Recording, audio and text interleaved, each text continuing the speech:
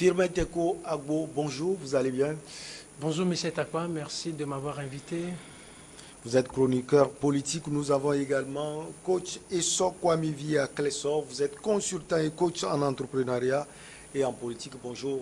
Bonjour Michel, bonjour Firmin. Coucou spécial à la troisième vice-présidente de CTLV et à tous les téléspectateurs de New York. Avec vous, nous allons parler du Burkina Faso. Les assises nationales calent la transition sur 3 ans. Nous allons également parler de la Guinée-Conakry, le Front national pour la défense de la Constitution à la junte à l'œil. Et puis, crise ukrainienne, les médias d'État russes, RT et Sputnik, interdits de diffusion dans l'Union européenne. On termine, comme de coutume, par le Togo. Robert Doucet dénonce la discrimination aux frontières de l'Ukraine. Et on commence donc par des assises nationales rassemblant les forces vives de la nation convoquées depuis lundi à Ouagadougou par la junte qui a pris le pouvoir au Burkina Faso.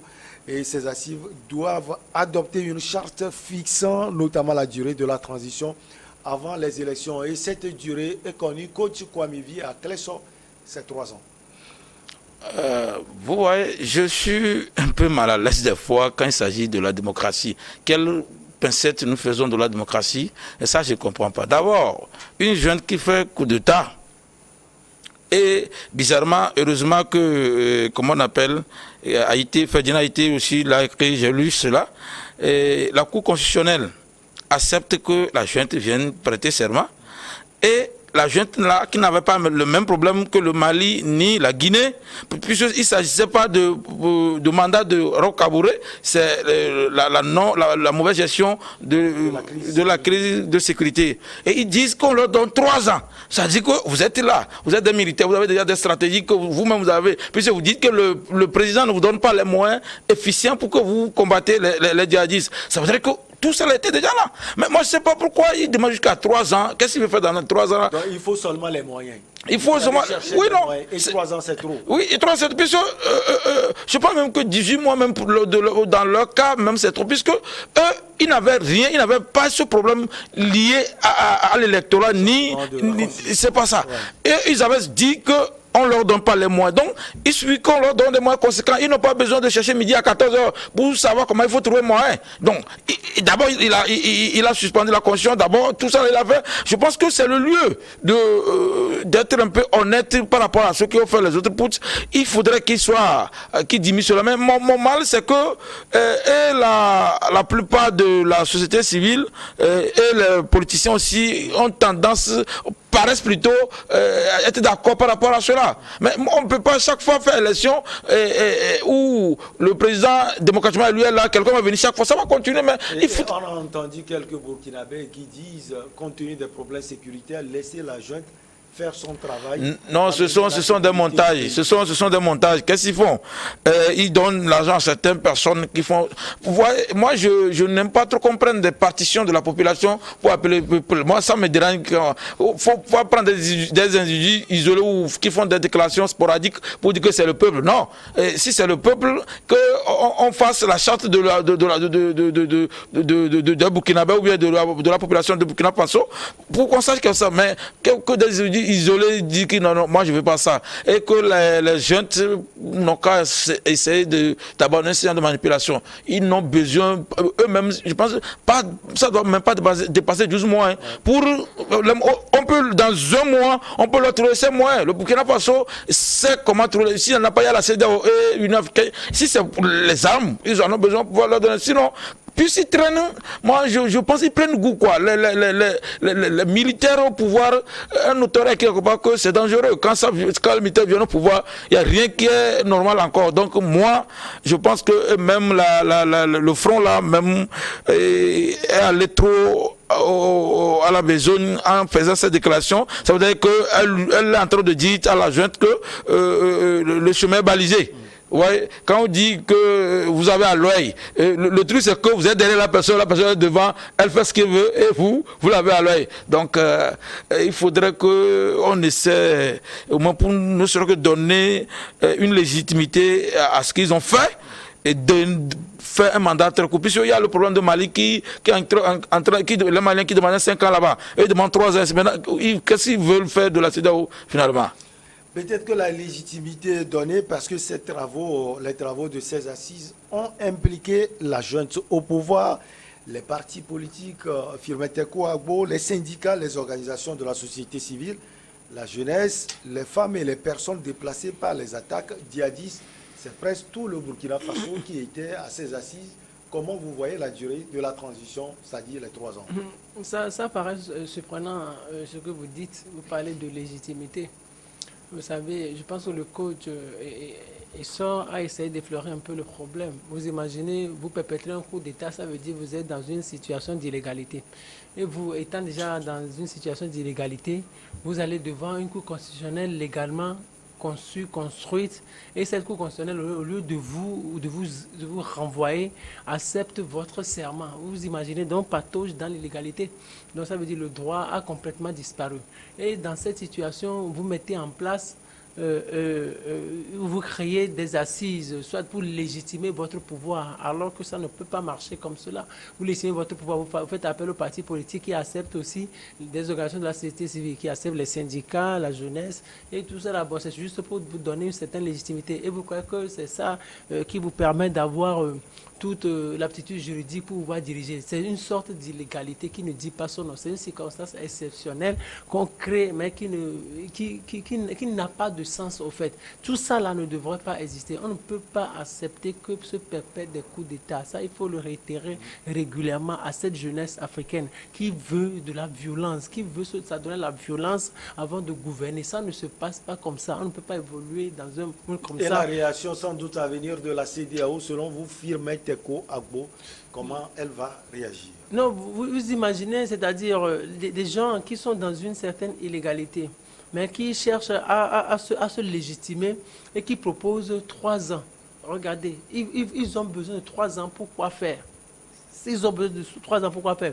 Il y a un pan de remarques que vous faites au président sortant, c'est-à-dire le président Christian Kaboré. Vous avez besoin de 3 ans pour construire la sécurité du Burkina Faso. Peut-être, est-ce que c'est de votre ressort? C'est à vous de donner les orientations politiques? Non. Parce que quand on parle de la sécurité, c'est inclus dans une certaine politique donnée. Vous qui êtes au pouvoir, donc vous reprochez un certain nombre de choses au président sortant. Maintenant, vous quittez le pouvoir, vous remettez le pouvoir au civil, puisqu'il revient au civil de diriger. Il n'est écrit nulle part qu'au Burkina Faso, c'est un militaire qui doit diriger. Normalement, vous perpétrez un coup d'État. Du moment où vous êtes dans une certaine illégalité, vous rendez le pouvoir au civil maintenant d'apprécier et de proposer des choses. Et tout d'abord, on propose un calendrier électoral, parce qu'en 1 an ou en 3 ans, on ne peut pas tout régler. En 3 ans même, on ne peut pas régler le problème de sécurité. Non, on ne peut pas. Le problème de sécurité se règle quotidiennement. C'est-à-dire, on met en place un plan, une stratégie sécuritaire, mais la stratégie est respectée. On essaie de mettre ça en œuvre quotidiennement. Donc maintenant, vous êtes là, vous avez besoin de 3 ans pour faire quoi?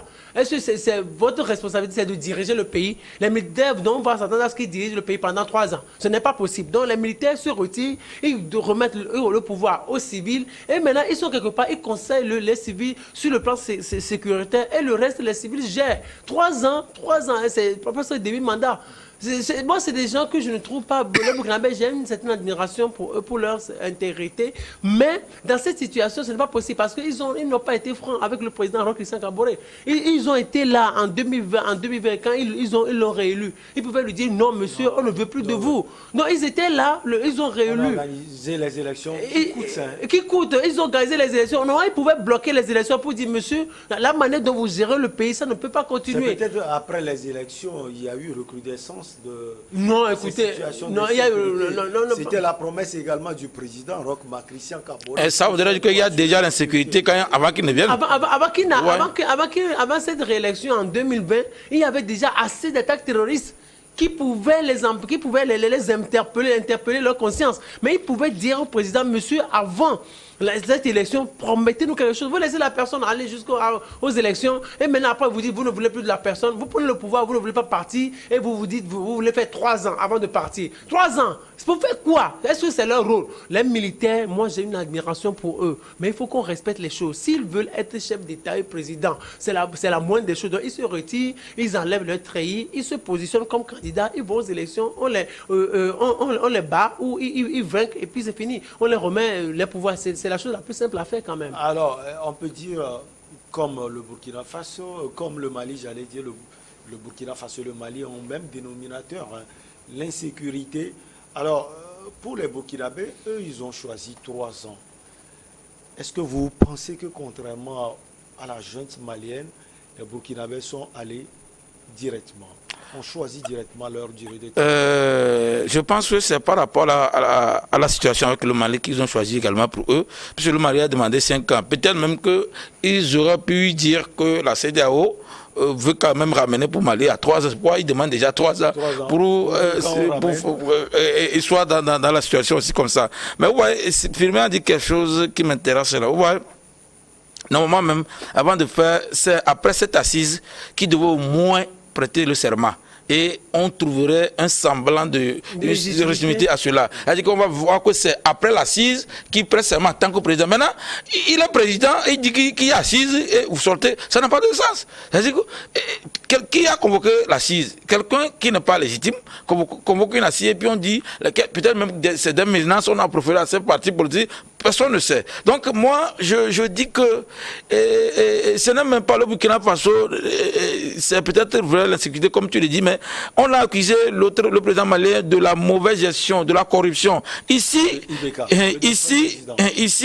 ce qui est reproché à celui-là, c'est que et la mauvaise gestion de l'insécurité, qui n'arrive pas à donner des moyens, c'est tout. Mais les deux rapprochements que les gens, ou les faux panafricains ou panafricains nous ont fait croire, c'est que c'est lié, c'est français ou fait quoi, c'est ce qu'ils ont dit. Mais c'est pas ça. Même Doumbouya, même tout ce qu'il a dit, il a fait le contraire. Ce n'est pas une question de français qui est là-bas. Il dit que Alpha Condé, 3e mandat. Ici, au Mali, on dit que mauvaise gestion et corruption. Au Burkina Faso, c'est les diables. Donc, les trois n'ont pas en fait de dénominateur commun, même si on sait que la crise existe dans ce pays, mais ils ont fait leur Poutine ou le coup d'État d'une manière à des objets différents dans leur raisonnement. Donc on ne devait pas essayer, non, puisque c'est aujourd'hui, je pense que les panafricains vont essayer de nous raison un jour, puisque quand ils voient, c'est une aberration de dire que la France est derrière tout ça là.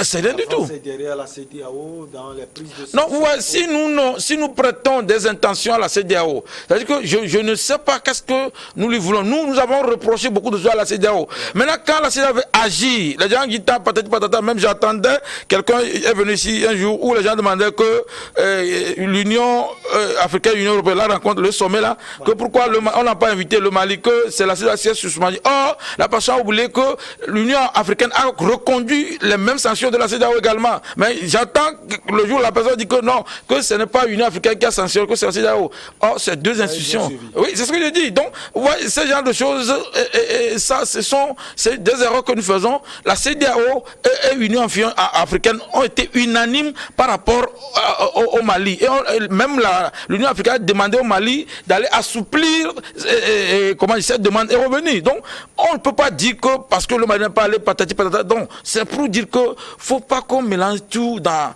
ce qui se passe dans nos pays. Moi, le Burkina a besoin pour avoir les moyens, ce n'est pas plus de 12 mois. Et que si le Burkina a besoin des armes, qu'il écrive à la CEDEAO, qu'il écrive à l'Union africaine.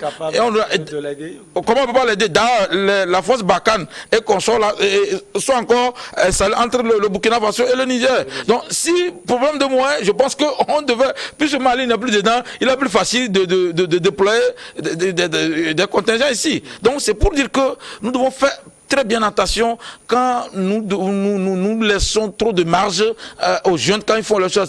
C'est que, comme on le dit habituellement, les gens disent que l'appétit mange en venant, mais moi je dis que l'appétit mange en venant avec les militaires. Ouais, c'est quand ils ne commettent pas preuve, qui donnent les trucs. Normalement, quand vous venez, vous prenez, vous faites le coup d'État, vous avez déjà les stratégies pour avancer les choses. Vous les mettez en place en même temps et puis les gens prennent. Mais tout ce qu'il dit, c'est pour amasser encore d'argent. On ne sait pas jusqu'à les 3 ans là. Quelle sera leur activité réellement sur le terrain? Et étant donné qu'il nous avait dit, au moins lui, il a au moins remis la Constitution à plat. L'autre, les autres qui ont dit qu'ils ont suspendu la Constitution. Sauf que il suspend la Constitution et maintenant il va chez les juges pour parler. Et les juges valident ce qu'il dit. La Constitution ne travaille pas. Mais les juges c'est également une institution de la République. La démocratie demande à ce que le respect des institutions. Mais quand vous descendez les institutions, vous dites encore que vous prêtez serment devant les mêmes institutions. Ça n'a pas de sens. Donc les nôtres n'ont qu'à essayer de faire les choses pour que ça ne soit pas souvent de grains de sable dans la nourriture de la population. On marque la petite pause et on vous retrouve Firmin Teko Agbo. Je vous sens. Et puis coach Esso Akleso.